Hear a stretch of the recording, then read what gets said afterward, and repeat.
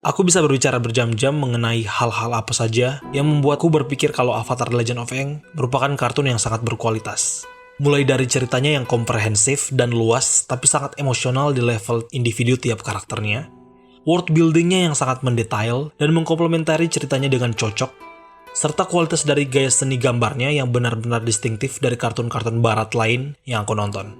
Kalau masa kecil dulu aku sangat menyukai humor dan action dari kartun ini. Mungkin itu yang membuatnya sangat populer terutama pada anak-anak, tapi sekarang aku akan berargumen bahwa bukan hanya itu yang sebenarnya membuat kartun ini sebagai kartun yang spesial dan sukses. Karena setelah menontonnya lagi sebagai seseorang yang berumur 20 tahun, yang tidak lagi memiliki mindset dan humor seperti anak 12 tahun, aku menemukan banyak elemen menarik yang terkandung dalam kartun ini, yang bisa dinikmati oleh orang dewasa.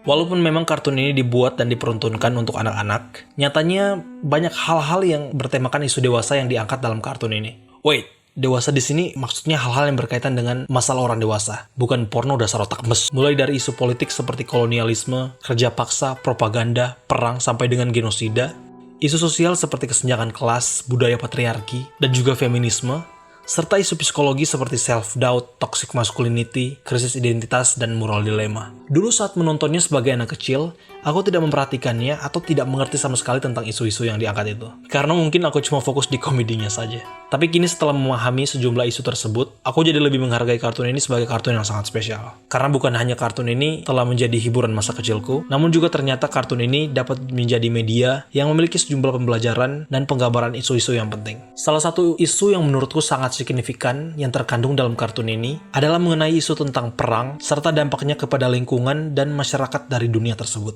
Wait, sebelum aku lanjut, aku tahu kartun ini sudah berumur 15 tahun lebih.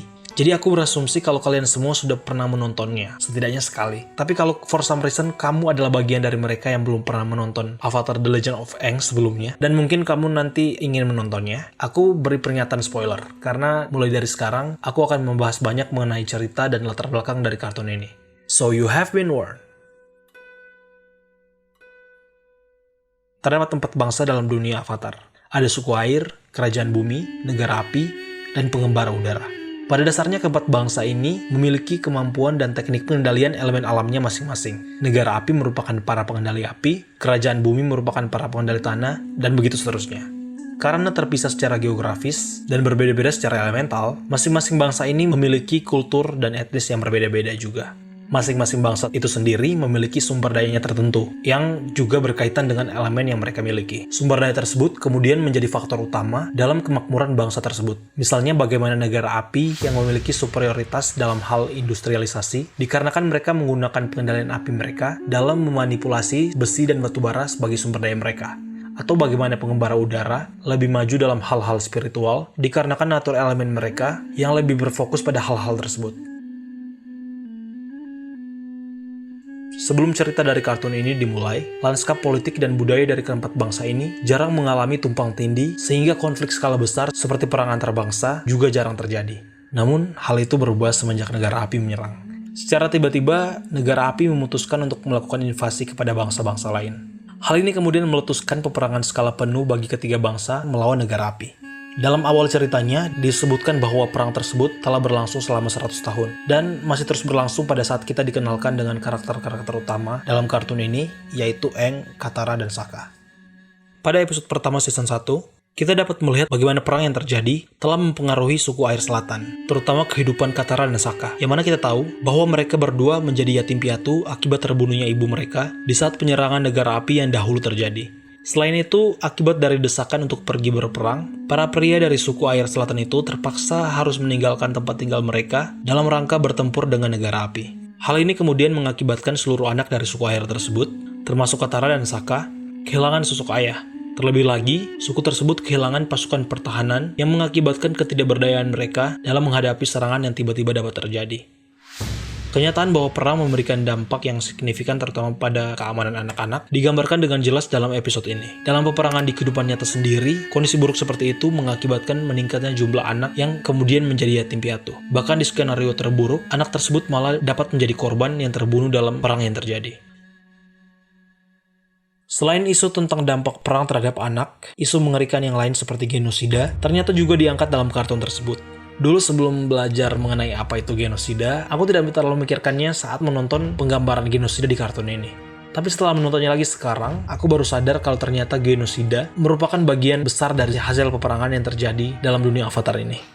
Dalam episode ketiga season 1, kita diperlihatkan bahwa seluruh masyarakat dari bangsa penggembara udara telah dibunuh oleh negara api dalam rangka melenyapkan Avatar yang menjadi ancaman bagi tujuan peperangan mereka. Karena mereka tidak mengetahui siapa yang menjadi Avatar dalam bangsa penggembara udara itu, negara api memutuskan untuk menghabisi keseluruhan pengendali udara agar memastikan bahwa mereka telah membunuh Avatar dalam prosesnya. Dengan terbunuhnya seluruh pengendali udara, bangsa penggembara udara kemudian terlenyapkan dari dunia, dengan Aang sebagai pengendali udara yang terakhir. Kalau memikirkannya lagi, saat mereka melakukan genosida, negara api harus menyerang dan membunuh seluruh masyarakat pengembara udara, baik orang tua, pria, wanita, dan anak-anak, bahkan mungkin bisa saja bayi.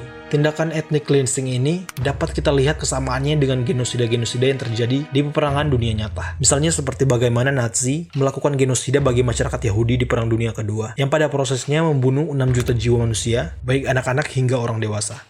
Tindakan genosida yang dilakukan oleh negara api di dalam kartun memberikan konsekuensi bagi hilangnya suatu etnis dan bangsa penggembara udara dari dunia Avatar tersebut. Dan mengingat motivasi dilakukannya genosida tersebut adalah untuk menghilangkan ancaman bagi kepentingan perang mereka, menjadi suatu penyadaran yang mengerikan bagiku bahwa perang dapat mendorong manusia untuk melakukan hal yang sangat kejam dan mengerikan. Dan hal itu bukan hanya merupakan penggambaran dalam suatu cerita fiksi kartun saja. Setelah belajar banyak mengenai berbagai kejadian genosida di dunia nyata, aku bisa bilang bahwa penggambaran genosida di kartun ini tidak beda jauh dengan apa yang terjadi di kejadian nyata.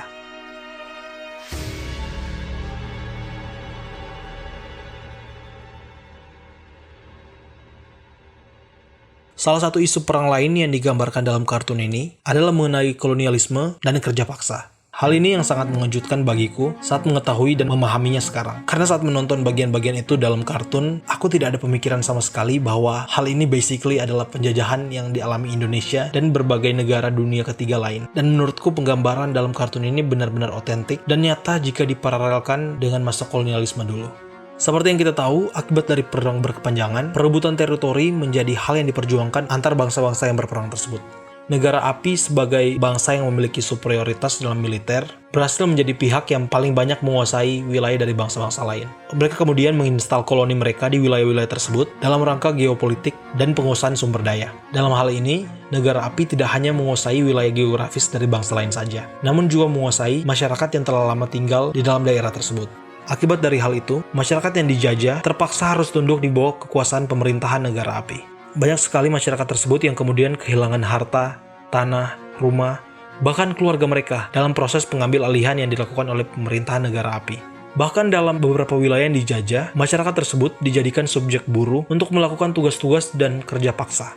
Ini dapat dilihat dalam episode 6 season 1, di mana tim Avatar bertemu dengan karakter yang bernama Haru. Haru tinggal di sebuah desa kerajaan bumi yang dikuasai oleh negara api. Kita kemudian diberitahu bahwa negara api melakukan pelarangan bagi para pengendali tanah dan mereka yang kedapatan akan ditangkap dan dijadikan buruh kerja paksa oleh negara api. Pemberlakuan ini bukan hanya tidak adil, namun juga tidak manusiawi dan membuatmu berharap agar ini tidak terjadi kepada siapa saja, di mana saja. Well, di kehidupan nyata, kolonialisme merupakan bagian besar dari sejarah dunia. Dalam sejarah Indonesia sendiri, kita telah mempelajari bahwa bentuk-bentuk penderitaan masyarakat di bawah penjajahan seperti yang digambarkan dalam kartun tersebut benar-benar terjadi. Romusha, kerja rodi, miskin di tanah sendiri, itu yang menjadi aktualisasi dari kolonialisme yang dilakukan oleh Belanda dan Jepang di Indonesia dulu. Mungkin penggambaran tentang betapa mengerikannya kolonialisme tertutupi oleh humor dan grafik kartunis dalam kartun tersebut. Namun jika memikirkannya lagi, penggambaran kolonialisme dan kerja paksa tersebut dibuat seotentik mungkin dengan apa yang terjadi di kehidupan nyata. Penggambaran realita perang dalam Avatar The Legend of Aang merupakan hal yang sebenarnya tidak perlu dilakukan, mengingat itu adalah kartun anak-anak. Tapi mereka tetap melakukannya. Dan menurutku hal ini sangat membantu betul detail naratif dari cerita kartun tersebut. Namun lebih penting lagi, penggambaran tersebut memberikan pemahaman dan pembelajaran mengenai perang serta dampaknya yang mengerikan. Dan mungkin anak-anak yang menontonnya mendapat mindset yang jelas mengenai posisi mereka terhadap perang beserta isu-isunya. sekali lagi, walaupun kartun ini diperuntukkan sebagai tontonan anak, tapi aku rasa banyak sekali isu-isu dan hal serius seperti realita perang yang diangkat dalam kartun tersebut, sehingga orang-orang dewasa juga dapat menikmatinya. Maka dari itu, kalau kamu for some reason belum pernah menonton Avatar The Legend of Aang, aku sarankan untuk segera menontonnya. Apalagi kalau kamu seorang mahasiswa sosial politik, aku rasa kamu akan menemukan banyak hal menarik dalam kartun ini. Aku rasa sampai di sini saja videonya. Jika kamu memiliki pendapat yang lain soal apa yang aku bahas tadi, silahkan tinggalkan komentar kamu di bawah. Kita bisa berdiskusi di situ. Oke, thanks for watching and goodbye.